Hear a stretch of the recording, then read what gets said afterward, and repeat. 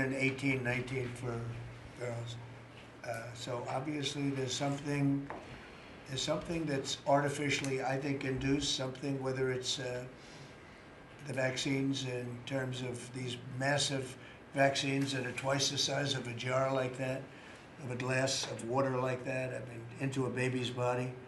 And I've suggested get them in doses, get them in, maybe 20%, 30%, but smaller, not such a big. I think, that.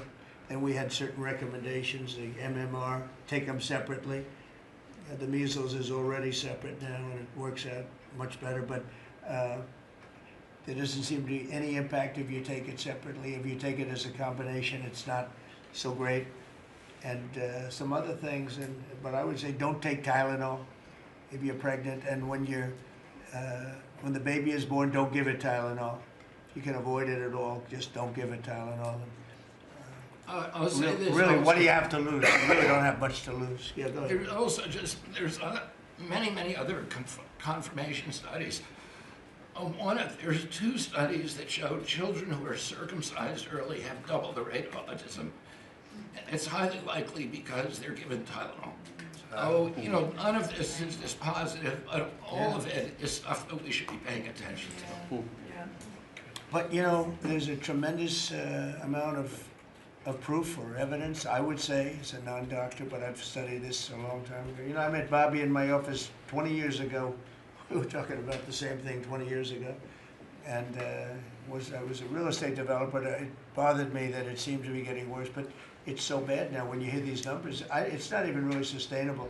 I don't know how people do it, but there is some very strong evidence on Tylenol. In fact, at one point, I guess the company gave a warning. They still don't recommend it during pregnancy. That's the weird thing. They're not recommending it, and that's the company itself. So just don't take it. Don't take it. If you're a woman, don't take it, and don't give it to the baby when the baby's born, and I think that's going to have an impact. But I'd also get the shots in smaller doses. There are a few things, we gave a few things that just seem to be, and I think you'd get that number way back up. Think of it. You have 1 in 20,000, and now it's not even believable when you think that 20,000 drops to 12 children. So that's induced by something that's given or taken, and it should be able to be stopped. And you're talking about the Pennsylvania Dutch, you were talking about the Amish, where they don't take any of this stuff, and they have virtually none, right? They have no autism, no autism.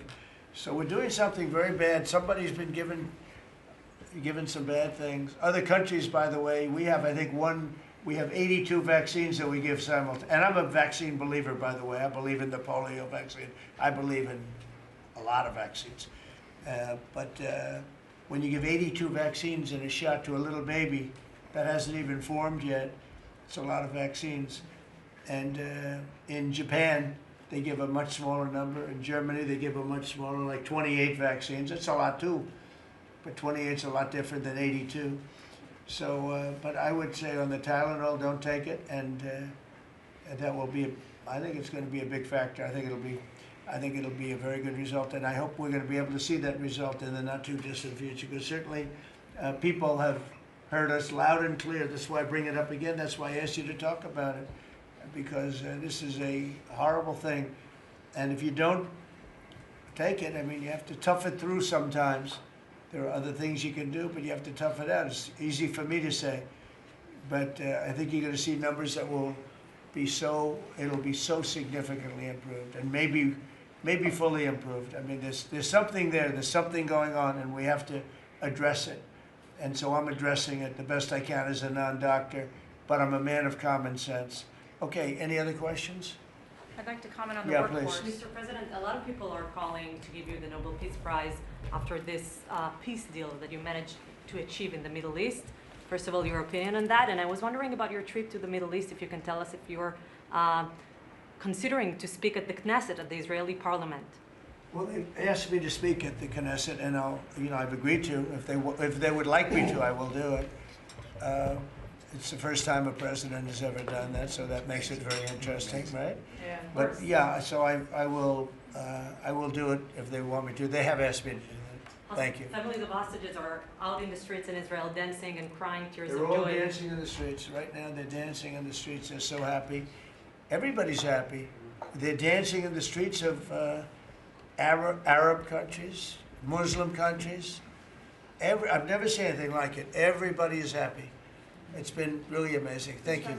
President Trump, on the international peacekeeping force that's going to deploy to Gaza soon, do you expect that Pakistan, Turkey, other countries to contribute forces?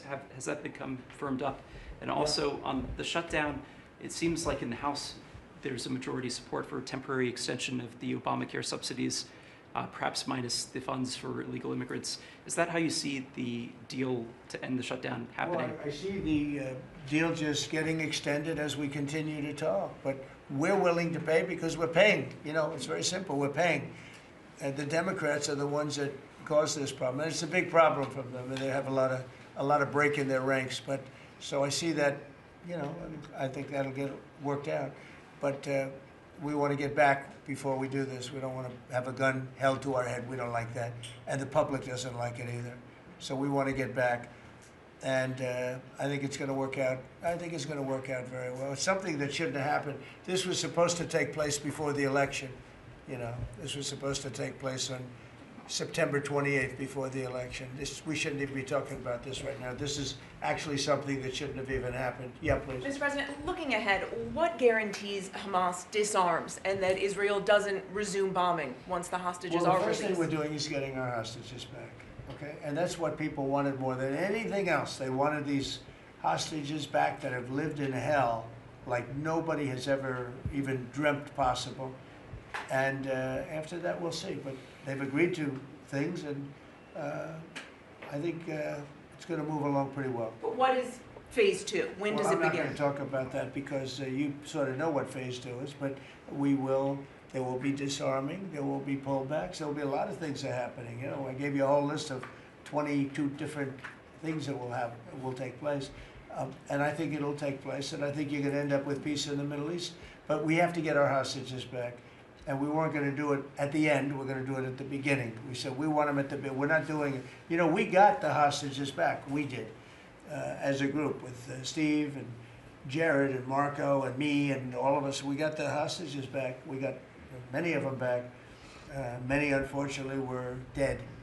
But we got many back that are now living with their families, with their parents in many cases, and with their husbands, families, wives. Many of them, they celebrate all over. They're the ones that are celebrating the loudest. They're all over. There are a lot of them that we got out. But the last 20, and I always said the last ones are going to be the most difficult. But it's been a very big deal getting the hostages out. But the rest is going to take place too. And can you promise Palestinians they will be able to stay?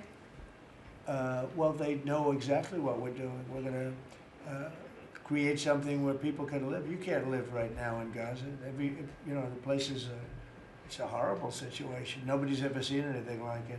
So yeah, we're going to create better conditions for people. Yeah, please. Mr. President, excuse me, what kind of security guarantees is the United States going to make for Gaza? Well, we're going to work with very wealthy countries that love people, frankly. I know them very well. They love people, but they love Arab people, and they love Muslims, and they love, I think right now they love everybody, and they're immensely wealthy, and they're going to be involved in putting up money, and for them it's a small amount of money. For somebody else it's a large amount of money, but you know, these are the wealthiest countries in the world, and they'll be very much involved in making it as good as possible. And what's your take now on a two-state solution, sir? Just to follow up on that.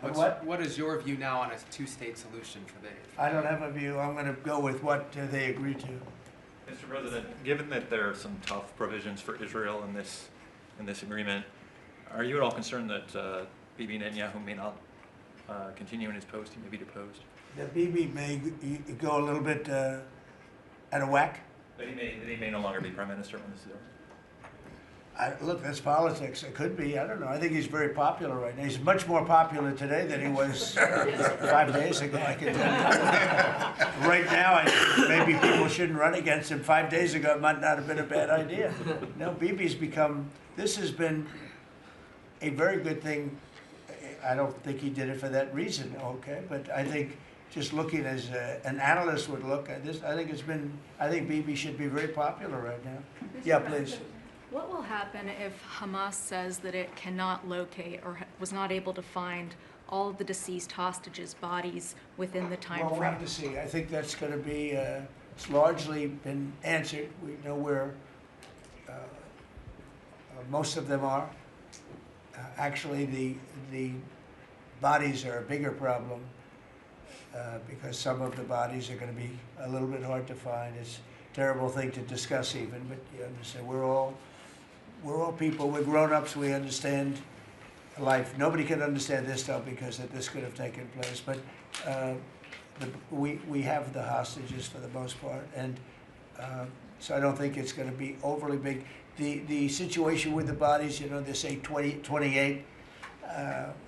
Some are going to be a little bit hard to find, but we're going to do the best we can. Yeah, please. If they don't find them within the time frame.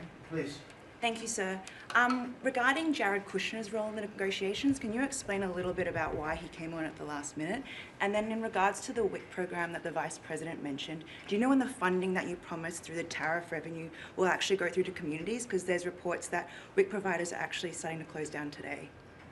Well, okay, let me just answer the Jared. So Jared's a very smart guy. He did the Abraham Accords. As some people say, the Abraham, which I love the way that sounds, but he did the Abraham Accords. It was a great thing. 4 big countries joined. If I were president, if the election would have been a correct election, which it wasn't, you'd have every country in there. Maybe even Iran would have been in there, frankly. But you'd have every country in. Now, by the way, that's going to be filled up rather quickly. People want to join the Abraham Accords. And I put Jared there because he's a very smart person, and he knows the region, knows the people, knows a lot of the players. And the combination of him and Steve Witkoff and Marco and Cooper, who is, as I hear, has been fantastic, and others that were involved. JD was very much involved. I mean, we had a very smart group of people working. We had a lot of different players, different countries, and very diverse countries, very different from each other. They had certain things in common, but they had a lot of things, mostly things that were not at all common to their countries. So we had a very smart group of people. These are high IQ people. Okay, you know, I talk about how many low IQ people we have in our government. We got some real low ones, but some shockingly low. But these are very high IQ people, and that's what we want. I like high IQ people. Yeah. Mr. President, thank you. Can I ask you about the China? You're meeting with President Xi. The Chinese have now set to put in new export controls on rare earth minerals, and they've stopped buying soybeans from the U.S. What do you hope to get out of that meeting now with President Xi? Well, we'll see. I mean, I just heard this a little while ago before we came in, so I haven't been briefed on it. The export, I mean, look, we have the ultimate export. We have import, and we have export. We import from China massive amounts, and you know, maybe we'll have to stop doing that. But I don't know exactly what it is. Neither do you. Neither does anybody. It's a little bit soon. I just heard about it. So Scott and Howard will figure that out, and I'm sure we'll be able to handle it. Can I ask you about the soybeans? What is the plan to help farmers? Is it direct checks? Is it tax? Have you sorted that out yet? Well, what happens with soybeans is we're going to see more and more, I think, opening up, and part of the reason that we'll be he's got things that he wants to discuss with me, and I have things that I want to discuss with him, and one of the things is soybeans. I had a great deal with China where they would buy $50 billion worth of our farm product and manufacturing and other things, but farm product. And it was going along well. Then when the election turned out to be a rigged election and we had the wrong guy get in there, he didn't do anything about it. I used to call up President Xi every 2 weeks, or I'd call up people in China, say, you got to keep going, you're not buying the amount that you agreed to. And this went on for, ever since we signed the agreement. It was a great agreement. So they used to do 15 billion. and I got it up to 50 billion, 50, and it was great. Then when Biden got in, they just never adhered to the agreement, and nobody in Biden's group, as you can imagine, did anything about it. So it just sat there for 4 years, and they didn't adhere to the agreement. And we, you know, it's hard to go back after 4 years of nobody calling them, but I used to call them every 2 weeks. I'd say, you know, you're a little low, or I appreciate it. Oftentimes I'd say, thank you very much. You are totally adhering to the agreement. But we had an agreement, they would buy $50 billion worth of our product, mostly farm product. And the farm, remember I said to the farmers, buy larger tractors and more land. And that's exactly what happened. They did well. But we do suffer. I'd like you to discuss that maybe for a second, Brooke. Sure. Very quickly, by the way. Yes, sir. But would you just talk about how Biden let us down? Biden, every single thing, every problem the farmer has is because Biden didn't do anything for 4 years. Go ahead. No, I think that's right. This president has been unequivocal in his support of the farmers. First of all, in term one, we worked on it so hard and opened up markets, but especially this term. But here's what everyone has to understand. The farm economy is in a very uncertain time. But that isn't because of the current trade negotiations, although